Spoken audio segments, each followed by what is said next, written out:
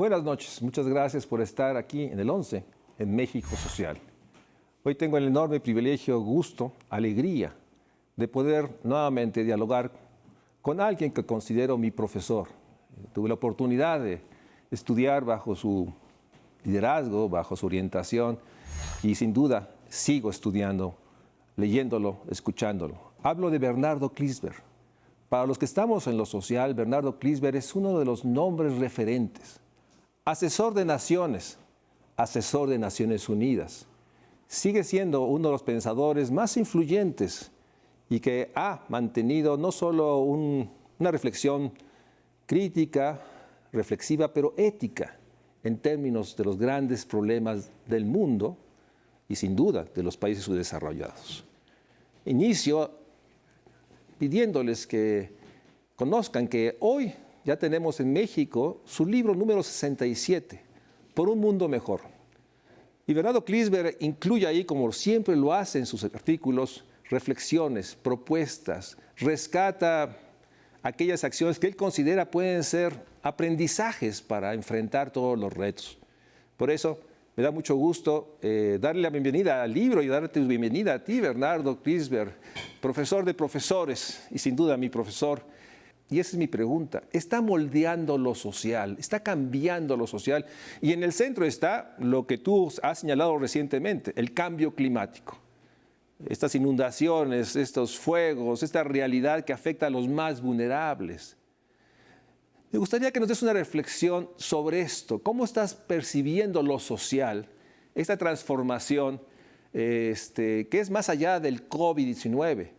Y que tú has puesto en el centro. Son muchas pandemias las que estamos enfrentando. Bernardo, siempre es un gusto escucharte. ¿Cómo ves esta parte del mundo social? En primer lugar, saludar tu excelente programa, tus buenísimos artículos permanentes que nos ayudan a todos a pensar, llenos de rigor, muy fundados y con muy agudos enfoques de la realidad. Tu tremenda tarea, Mario Luis. Gracias. Estamos en un momento totalmente crítico de la historia de la humanidad.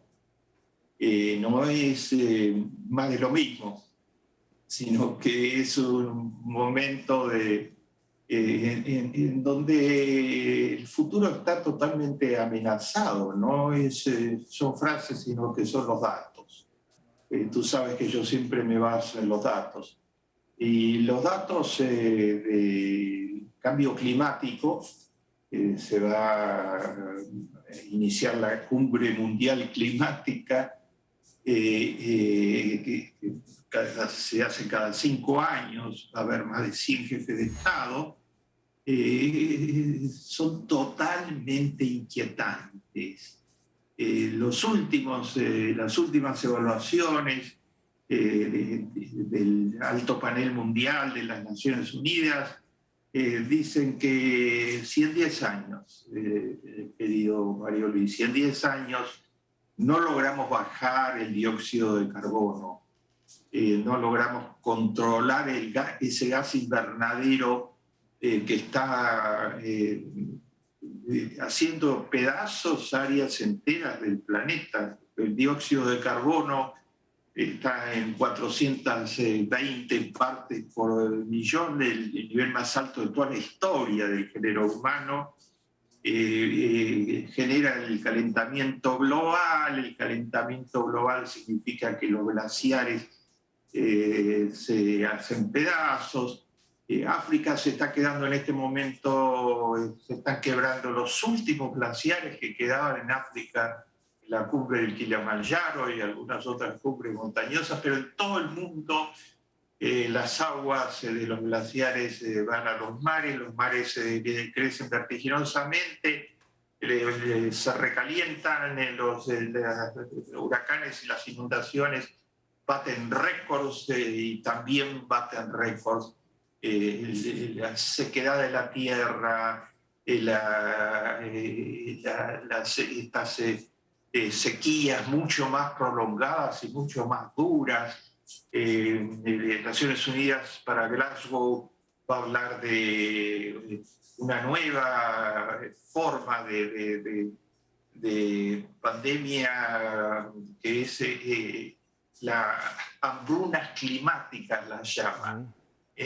Se producen grandes hambrunas en África, en Asia, en algunas áreas de América Latina.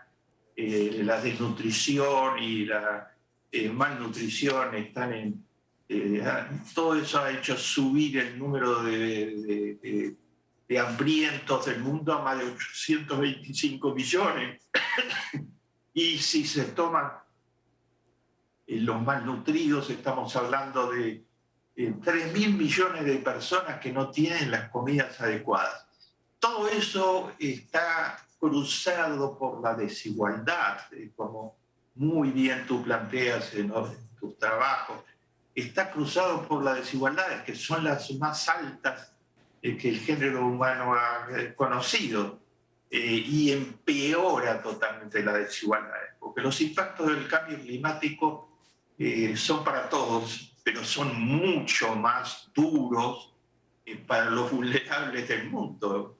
Hay un estudio muy importante, reciente, de la UNICEF sobre los impactos del cambio climático sobre los niños, y muestran que 1.000 millones de niños, la mitad virtualmente de todos los niños del mundo, viven en zonas de riesgo climático extremo. Entonces los alcanzan masivamente 6 de los fenómenos climáticos que he mencionado anteriormente. No me detengo por el tiempo, pero las inundaciones, los ciclones, la polución en gran escala, y la vulnerabilidad es mucho mayor. Esto significa muerte y enfermedad. O sea, el cambio climático está afectando lo más precioso para la vida en el planeta, que es el agua, el aire y la tierra. Y estamos sufriendo en todos esos campos. Y el pronóstico para Glasgow es que tenemos 10 años para que la temperatura no pase el 1,5% respecto a la era preindustrial, y si pasa o llega a ese umbral, lo que estamos viendo en destrucción y devastación será simplemente superado muchas veces por lo que puede suceder. El cambio climático no es un proceso natural, es un proceso en donde los intereses económicos pro emisión de energía sucia están jugando un rol central. Están la toxicidad que están generando a través del calentamiento global, etcétera, es un crimen contra el género humano. Así se está planteando en tribunales internacionales. ¿Y quiénes son los polutores? Bueno, los que están atados, las grandes empresas atadas a la energía fósil. Es urgentísimo pasar de energía combustibles fósiles, petróleo, carbón, gran enemigo del género humano actualmente, a energías limpias. Y es viable, mi querido Mario Luis, es viable. Se está moldeando, como tú dices, nuevos problemas sociales vastísimos, como las migraciones masivas de las personas, de los pequeños campesinos. 80% de los agricultores del mundo son pequeños campesinos que se han quedado sin hábitat, como las xenofobias desatadas, todos son en gran escala por líderes de ultraderecha demagógicos que pasan en el ataque a los inmigrantes y en la exaltación de los racismos, la posibilidad de llegar al poder, y algunos de ellos están en el poder y lo usan para destruir el planeta, y lo único que importa es su lucro y su estabilidad en el poder. Lo que está sucediendo en Brasil en materia de cambio climático es inédito. El abandono total por parte de la política pública del actual presidente el tema climático y el incentivamiento de varios de las cosas que en Glasgow se van a denunciar, la minería salvaje, los incendios intencionales para dedicar el espacio que ocupaban los bosques. La Amazonia en el Brasil es el principal pulmón de oxígeno de todo el planeta Tierra. Están quemando en una proporción inédita totalmente las selvas tropicales y los bosques para dedicarlos a ganadería o a soja, que son mucho más rentables. Y el Estado ha reducido el presupuesto que dedica a cambio climático. Pero existe esperanza, Mario Luis, y a eso está dedicado este libro mío, nuevo, por un mundo mejor, que está disponible en Gandhi, en Mercado Libre. Existe esperanza porque las energías alternativas aumentan, bajan de costo. Es posible producir hoy a partir de la energía eólica, de la energía solar, de la energía maremotriz. Dinamarca, por ejemplo, la tercera parte de toda su provisión de energía es energía eólica. Los países nórdicos son ejemplares en pasar de energías sucias a energías limpias. Lo plantean éticamente. No importa, dice Noruega, que somos grandes productores de petróleo, importa más no destruir el planeta y contribuir a mejorarlo, y están investigando activamente energías alternativas. Y hay personas, hay empresas con altísima responsabilidad social, y hay una sociedad civil movilizada. Déjame ir un corte, Bernardo. Déjame hacer un comando de los jóvenes. Déjame hacer un corte y regresamos. Sin duda, una de las mentes, uno de los pensamientos más influyentes por un mundo mejor.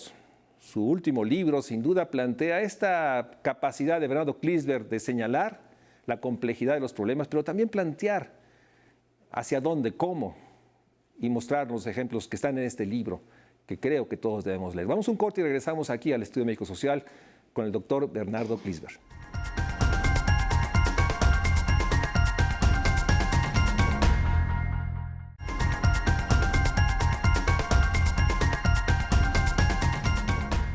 Gracias por estar con nosotros. Estamos platicando con el doctor Bernardo Klinsberg, uno de los pensadores maestros de muchos de nosotros, que nos alimenta con su reflexión, pero también su compromiso ético, su enorme compromiso ético. Bernardo, hace rato te decía en el corte que más que nunca necesitamos el compromiso de las empresas, las grandes empresas que dominan el mundo, pero eso requiere más estados democráticos capaces de regular los mercados, poner los límites a mercados que pueden ser enormemente dañinos para el mundo, para la humanidad. ¿Cuál es tu apreciación sobre esta parte de la ecuación social, en el cual parece que la razón, los números, la técnica son secundarios y hay estas visiones que no son las de Trump, son de muchos millones, también líderes? ¿Cuál es tu apreciación de esta parte de la política de lo social? ¿Se imaginan ustedes qué hubiera sido del género humano si no hubiera políticas públicas importantes frente a la pandemia? La pandemia no ha sido superada de ninguna manera, pero la impronta del Estado ha sido decisiva en los países que la han logrado enfrentar, y hubo que correr a tratar de fortalecer áreas del Estado que son cruciales absolutamente para detener al virus, para detener al coronavirus, como las políticas de salud, en primer lugar. Las vacunas no llovieron, fueron alianzas entre el sector público y empresas privadas de punta en materia tecnológica las que dieron lugar, las que generaron las vacunas. Sin una política pública que hubiera financiado en gran escala a los laboratorios de punta y a las empresas que han hecho posible la existencia de las vacunas, estaríamos en las mismas cifras, mucho peores probablemente, que al inicio de la pandemia, de la terrible pandemia. Las cifras siguen siendo muy difíciles por la desigualdad, querido Mario Luis. Tenemos por delante un dilema en el que el Estado es totalmente central. El 85% de las vacunas se están dando en un club de países ricos y el género humano, la gran mayoría del género humano no tiene acceso a las vacunas y el pronóstico es que recién lo tendría en el año 23 y no se puede esperar a eso porque mientras tanto el virus se toma nuevas formas, muta y además produce víctimas. Vamos por los 5 millones de muertos y 275 millones de infectados. Y produce. El Estado es central en impulsar la visión de presidentes como Biden, como liderazgo político de los países más grandes de Europa, enfoca esto permanentemente. Tiene que haber una actividad muy significativa y estados en condiciones de cumplirla. La pandemia obligó a los recortes de la economía. Sin un Estado que haga protección social bajo nuevas formas, incluso protegiendo a pequeñas y medianas empresas en gran escala, como ha sucedido en Estados Unidos y en otras latitudes, no habría ningún tipo de solución. No es el Estado solo, tiene que haber, tú sabes que yo proclamo eso, una alianza, un pacto como el que existe en los países nórdicos, cuyas cifras son mejores que las de todos los países del mundo, y la base es un pacto por la igualdad entre el Estado, empresas privadas socialmente responsables y una sociedad civil totalmente movilizada. Necesitamos Estado de calidad, necesitamos erradicar la corrupción absolutamente. Los Estados hoy con democracias de baja intensidad o con supuestas formas de democracia que en la práctica no lo son, como está pasando con Hungría, digamos, donde se han desmontado todas las instituciones protectoras.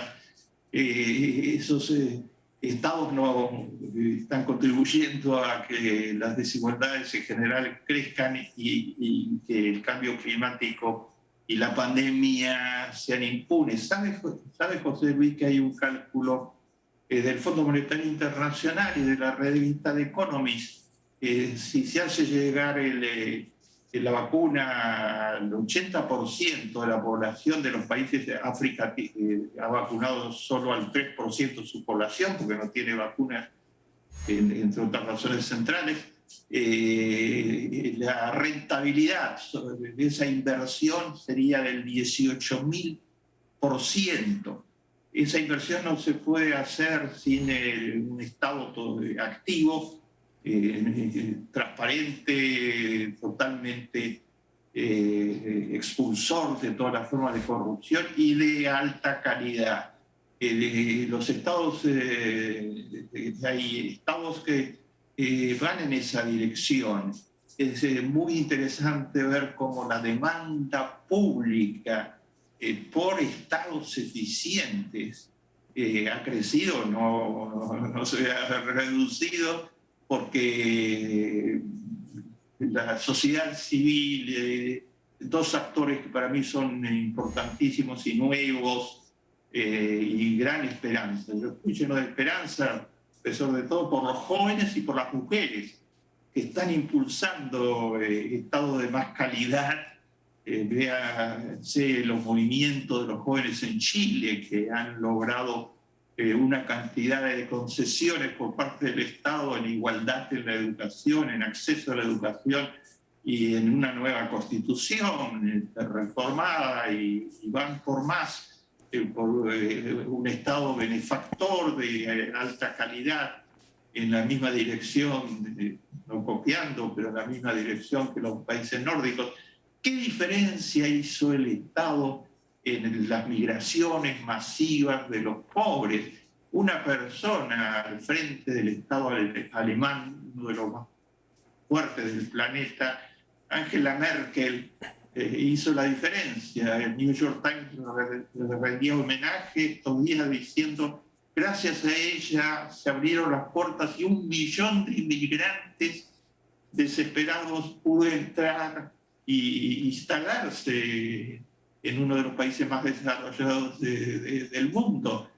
Sin ese Estado, sin esa política pública conducida por una estadista visionaria, pero con todo un Estado respaldando que esa operación casi de alfombra mágica fuera posible en un cortísimo tiempo, es una muestra de lo que el Estado puede hacer.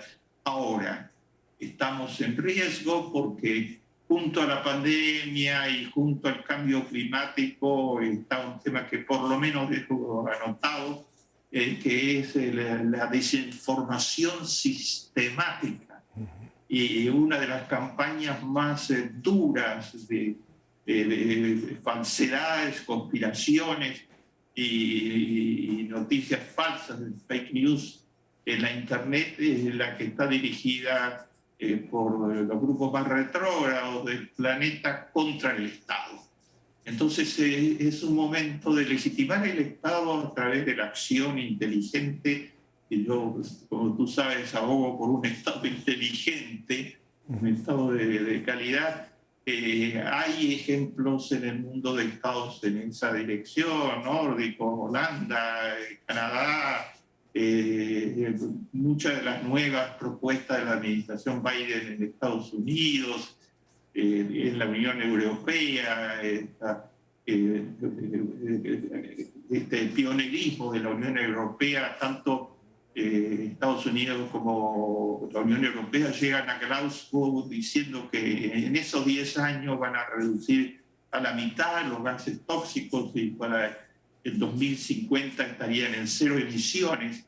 Eso no es viable sin un Estado que apoye a la empresa privada responsable de punta en llevar adelante, como lo hizo en el campo de las vacunas. Hay esperanza. El Estado, la actividad colectiva en definitiva, estamos hablando de Estados, como tú lo mencionaste, especialmente democráticos. Así es. Los Estados conducidos por toda la población a través de participación, canales de participación cada vez más activos, la utilización de los medios sociales a favor de entregar de la transparencia, de un Estado que rinde cuentas, que puede ser de un valor fenomenal. Hoy en Chile, por ejemplo, todas las audiencias del Poder Judicial, las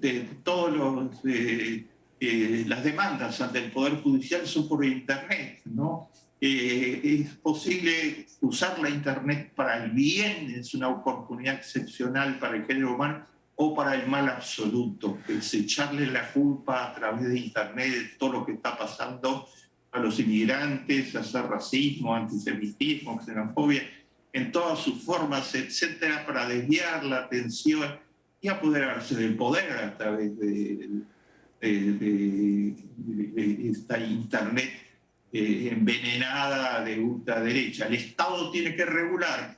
Mira, Mario Luis, nada menos que Facebook, que tiene en este momento una serie de cuestionamientos, pero es el más poderoso canal de transmisión del mundo, con 2.700 millones de personas participando en él, está sacando remitido tras remitido en los diarios diciendo: por favor, queremos más regulación de parte del Estado. Facebook. Con este comentario, lamentablemente, Bernardo, te tengo que dejar. Solo una reflexión final cortísima, que es, más que nunca necesitamos que vuelva la ética con toda fuerza. Y cuando Angela Merkel tomó la decisión del millón, influyó la ética de acuerdo a todos los testimonios. Y algunas de las grandes decisiones a favor del género humano, todas están movilizadas por la ética como trasfondo. En una palabra, es totalmente válido el gran llamamiento bíblico: hagámonos los unos responsables por los otros. De eso se trata, María. De eso se trata. Gobiernos democráticos, éticos, inteligentes. Esa es la razón por qué países como los países nórdicos han logrado ser ejemplo. La democracia es lo que permite la ética, como dice Bernardo Kliesger, la inteligencia y sobre todo reconociendo y respetando diversidad, pluralidad y teniendo tolerancia. Son los valores del siglo XXI. Gracias, Bernardo Kliesger. Siempre es alentador oírte y nos quedamos para comentar en otra ocasión su libro, su último libro, el 67, Por un mundo mejor, algunas reflexiones estratégicas. Más que nunca necesitamos reflexiones estratégicas. Buenas noches. Gracias, Bernardo. Un abrazo con todo el cariño. Gracias.